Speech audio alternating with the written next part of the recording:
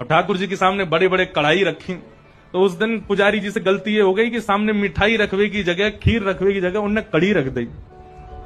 कड़ी रख दी, कड़ी के पीछे चावल रख दिए, चावल के पीछे मिष्ठान रखा और सब सजा दिए सामने। और सजा करके रसोई घर की किवाड़ लगा के 45 मिनट का भोग लगता है, 45 मिनट के लिए पुजारी जी चले गए। 45 मिनट बाद जैसे ही पुजारी जी भीतर आए तो क्या देखा, सिंहासन पर ठाकुर जी है ही नहीं। ठाकुर जी है ही नहीं वहां पर। पुजारी जी बोले, अरे भैया ठाकुर जी कहां गए? पूरे मंदिर में हल्ला है, वो सब इकट्ठे है गए, ठाकुर जी कहां चले गए? कोई ने कही, बोले छोटे से ठाकुर जी है सके इनमें कढ़ाइयन में गिर गए हों, छानो।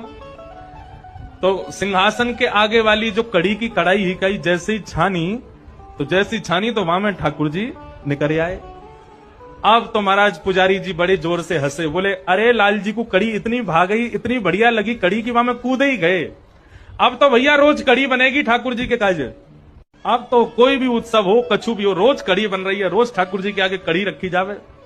10 दिन तक रोज कड़ी रखी, तो 10वें दिन रात में सपने में पुजारी जी के सपने में ठाकुर जी आ गए और रोने लगे जोर जोर से। पुजारी जी बोले, ठाकुर जी रो काई को रहे हो? बोले मैं यहां मारे रो रहा हूं, तुम रोज कड़ी को भोग लगा रहे हो।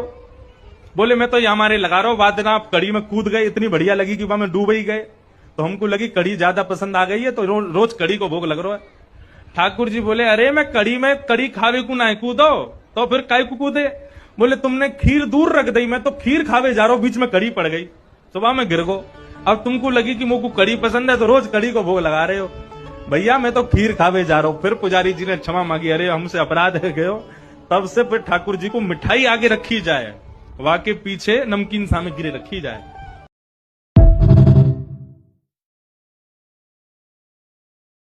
Download ShareChat.